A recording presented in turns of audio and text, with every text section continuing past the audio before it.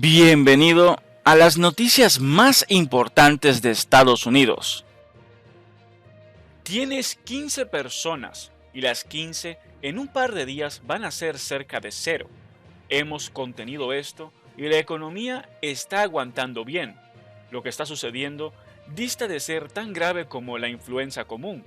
Vamos a tener 50.000 o 60.000 bajas y eso es genial.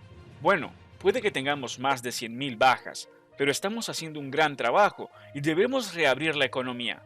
A veces oye decir que Donald Trump y sus secuaces minimizaron los peligros de lo que está sucediendo, que este error de juicio ayuda a explicar por qué su respuesta política ha sido tan desastrosamente inadecuada, pero esta afirmación, aunque cierta, pasa por alto aspectos cruciales de lo que está pasando, porque Trump y compañía no cometieron un error en una sola ocasión, minimizaron enormemente la situación actual y sus peligros en cada paso del camino, semana tras semana durante un periodo de meses, y todavía lo están haciendo.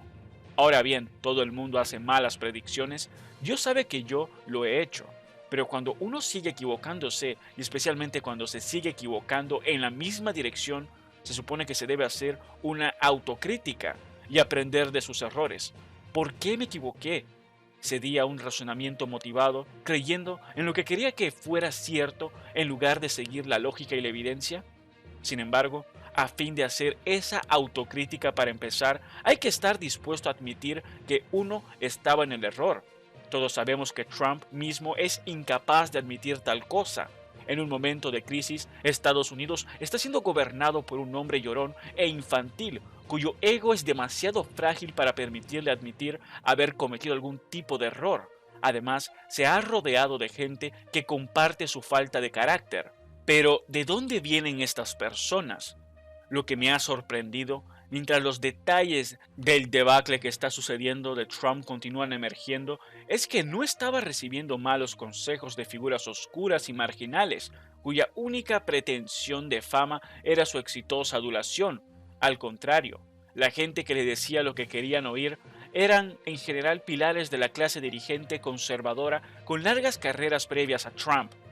El sábado anterior, The Washington Post informó que a finales de marzo, Trump no estaba contento con los modelos epidemiológicos que indicaban un número de bajas de más de 100.000 personas, los cuales por cierto ahora parecen muy probables. Así que la Casa Blanca creó su propio equipo liderado por Kevin Hassett, a quien ese diario describe como un expresidente del Consejo de Asesores Económicos de Trump sin antecedentes en enfermedades infecciosas.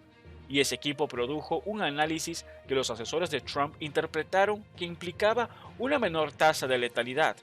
The Washington Post no mencionó que aparte de no tener ningún antecedente en epidemiología, Hassett tiene un, digamos, historial interesante como economista. Primero, atrajo la atención general como coautor de un libro de 1999 en el que afirmaba que las acciones estaban muy infravaloradas y que el índice Dow debería ser de 36.000, que hoy en día sería aproximadamente 55.000, ajustado por la inflación. De inmediato se hizo evidente que había importantes errores conceptuales en ese libro, pero Hassett nunca admitió el error. A mediados de la década del 2000, Hassett negó que hubiera una burbuja inmobiliaria, sugiriendo que solo los liberales creían que la había. En el 2010, Hassett fue parte de un grupo de economistas y críticos conservadores que advirtieron de una carta abierta que los esfuerzos de la Reserva Federal para rescatar la economía conducirían a la devaluación monetaria y a la inflación. 4 años más tarde, Bloomberg News trató de contactar a los firmantes para preguntarles por qué esa inflación nunca se materializó. Ninguno estuvo dispuesto a admitir que se había equivocado. Por último, Hassett prometió que el recorte fiscal del 2017 de Trump generaría un gran impulso en la inversión empresarial. No lo hizo, pero insistió en que así fue. Tal vez piensen que un economista paga alguna pena profesional por este tipo de historial, no únicamente por hacer malas predicciones, lo cual puede pasarle a cualquiera, sino además por equivocarse en cada coyuntura importante y negarse a admitir o aprender de los errores. Pero no, Hassett sigue siendo, como dije, un pilar de la clase dirigente conservadora moderna, y Trump lo llamó a cuestionar a los expertos de epidemiología en un campo en el que él no tiene ni antecedentes. Y Hassett no es ni siquiera singularmente malo, a diferencia de, digamos, Stephen Murray, a quien Trump trató de poner en la Junta de la Reserva Federal.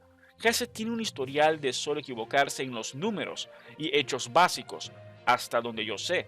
La moraleja de esta historia, diría, es que los observadores que tratan de entender la letal respuesta de Estados Unidos a lo que está sucediendo, causante de la enfermedad bautizada como COVID-19, se centran demasiado en los defectos personales de Trump y no lo suficiente en el carácter del partido que lidera.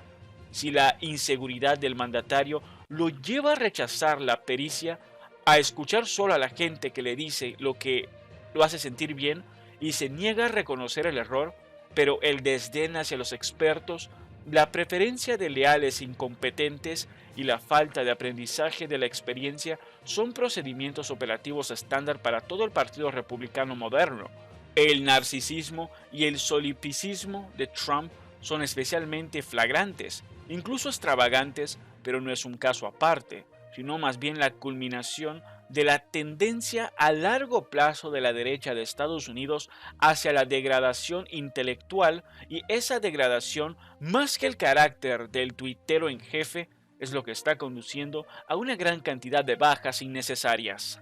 Entre otras noticias, 3 miembros del equipo de respuesta de la Casa Blanca a lo que está sucediendo, entre ellos el Dr. Anthony Fauci, se han puesto en cuarentena porque estuvieron en contacto con una persona a la que le detectaron COVID-19.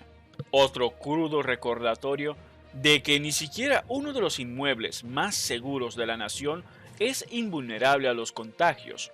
Fauci, director del Instituto Nacional de Alergias y Enfermedades Infecciosas y uno de los miembros prominentes de ese equipo especial, ha adquirido notoriedad nacional por sus explicaciones sencillas y directas al público sobre lo que está sucediendo y sobre la enfermedad resultante. También adoptaron la misma medida el Dr. Robert Redfield, director de los Centros para el Control y la Prevención de Enfermedades, y Stephen Hahn, comisionado de la Administración de Alimentos y Medicamentos.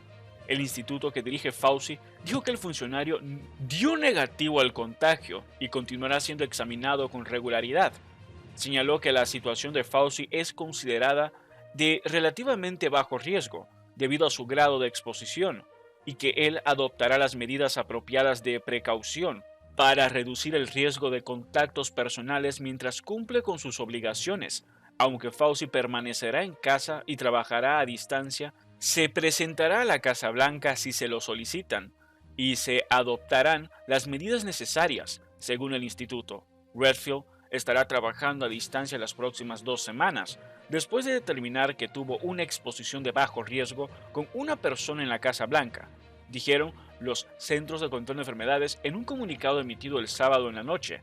Redfield se siente bien y no tiene síntomas, según el comunicado. Pocas horas antes, la FDA confirmó que su titular, Hahn, se puso en aislamiento para las próximas 2 semanas, después de estar en contacto con una persona a la que le detectaron la infección. Hahn dio negativo a los exámenes. Los 3 funcionarios tenían previstos testificar el martes ante una comisión del Senado.